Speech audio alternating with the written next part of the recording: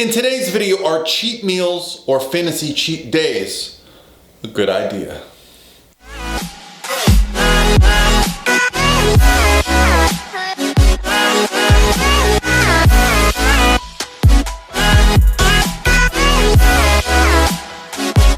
All by myself.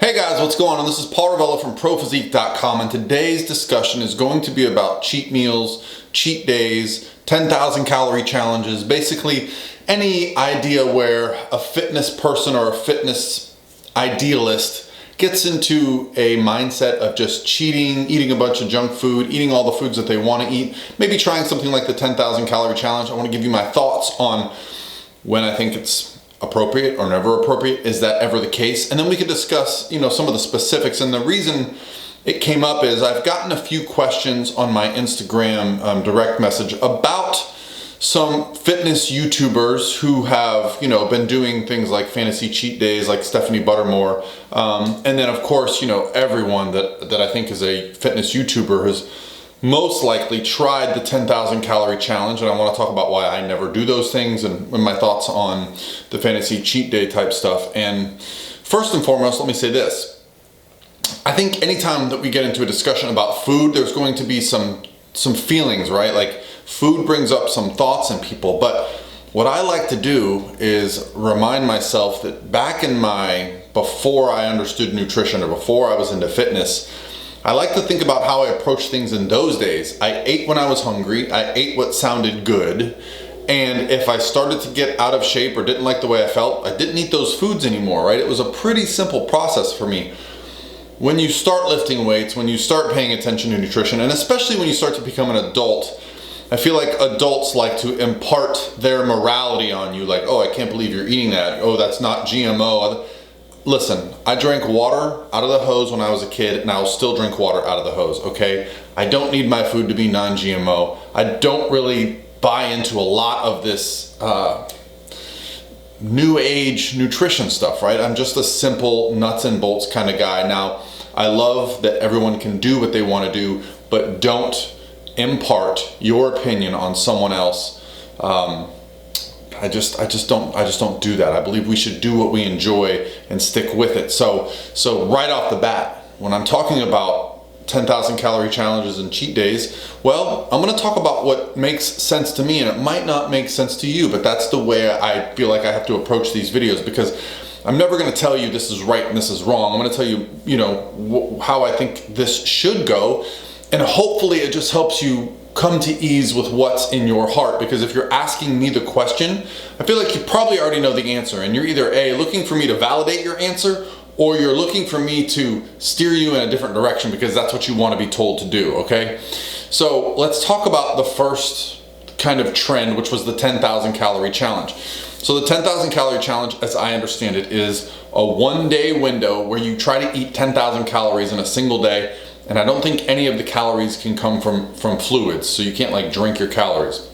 So what are my thoughts on this, and would I ever do one? Well, my thoughts are it's a lot tougher than people think. I've had a few of my clients approach me about doing it, and I've even tried to help them with the process. I don't think it's a great idea, but I do get the idea of if you're trying to grow your social media, the videos are very popular. But here's why I won't really ever do a 10,000 calorie challenge. It's because I don't want to force feed myself. I don't want to not enjoy food. I think the idea behind the 10,000 calorie challenge is you go out and you stuff your face with all these cool foods and people can watch you eat, and that's great, but that's not what my channel's about, right? My channel is about providing you guys information, value. It's about discussing the topics that I think are important. I'll never be a YouTuber in that sense. I love making YouTube videos to help anybody out that has a question, but I don't want to fit into that YouTube bubble. I'm a coach, and so if I don't think that doing a 10,000 calorie challenge is going to help you guys, I'm just not going to do it. And second of all, I don't want to dislike food, and I feel like everybody that I've heard or seen do this, with the exception of a few, by the end of the day they are just like nauseated at the thought of eating, or they're like stuck on the couch sleeping for half the day. The next day they don't want to eat. And so in my opinion, the 10,000 calorie challenge, it's good for a food challenge. I don't think it's probably the best for physique and nutrition goals. Now, the newer one that I saw, which Stephanie Buttermore does occasionally, is called the Fantasy Cheat Day. Now this I can buy into, and here's why. Because A, Stephanie is very educated, very well versed in what's going on with her body, and what's cool is she actually documents what happens before and after. And I like that because what she's done is she's shown like, hey, this is what I weigh the day before I do my fantasy cheat day. This is what I weigh the day after and a few days after, and look what happened. I'm able to balance having all these foods and still stay in a relatively good place. I think a lot of times right now we can get caught up in the morality of like, if you eat anything bad, you're a bad person. You shouldn't be considered a fitness person if you go off your diet plan. I think that's complete horseshit because our minds, our bodies are designed to enjoy life. And if you're not going out and trying foods that you fantasize about, which is exactly what this is, a fantasy day, it's not, let's see how much food we can fit in and make a game of it. No, it's, literally from what I've seen, I haven't watched a lot of them, I've seen little bits and clips, but she's going out to a restaurant and she's like, oh, I've always wanted to try this. Oh, this is my favorite thing. Or she goes with a friend and tries their favorite things. And she stops eating when she's full.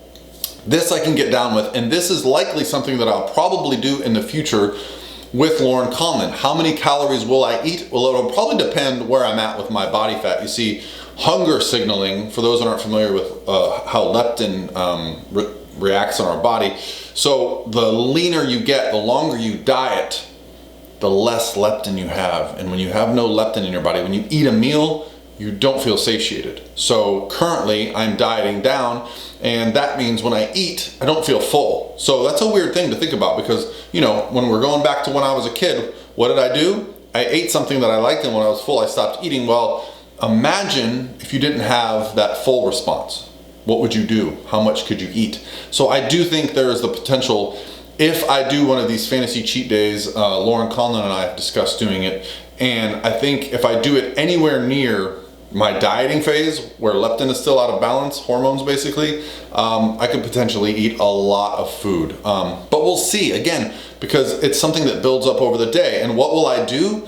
Well, I'll do, like, some of my favorite things to eat are like pancakes and donuts and, even some crazy things that I just don't get to eat when I'm like dieting down, things like lasagna or spaghetti and meatballs, and that's not because I couldn't fit them in, but it's because, I just choose other options. And it's very hard to make a good Italian food with like, I'm not about that. I don't want to try to make a macro-friendly lasagna dish. No, thank you. Or a macro-friendly pizza.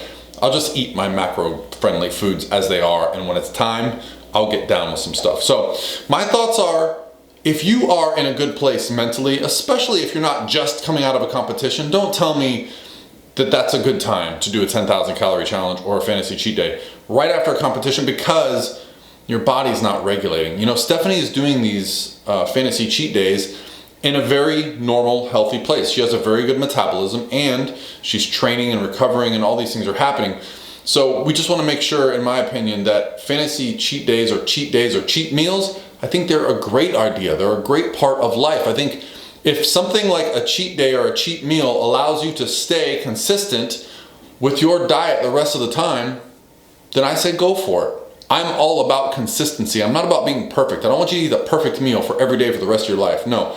If it was me, and the way I would approach it, and this is just my opinion, is do what allows you to be consistent most of the time. What really helps me is I know that I have a refeed day coming up, and so it doesn't bother me if my calories are a little bit lower for a couple days out of the week. I just get through my days, enjoy them, and then I get to enjoy that refeed day, and then it starts all over again. And that's my process of weight loss. It helps my psychology, it helps my physiology, it helps me just get through the journey.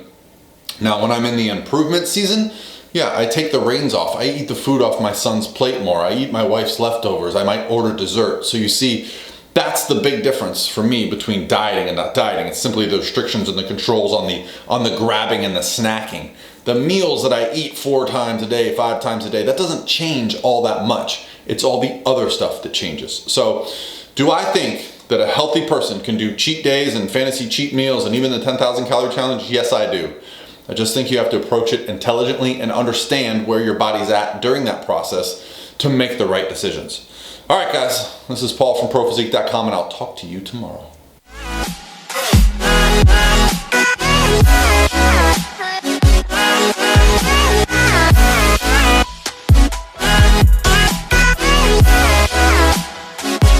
All by myself.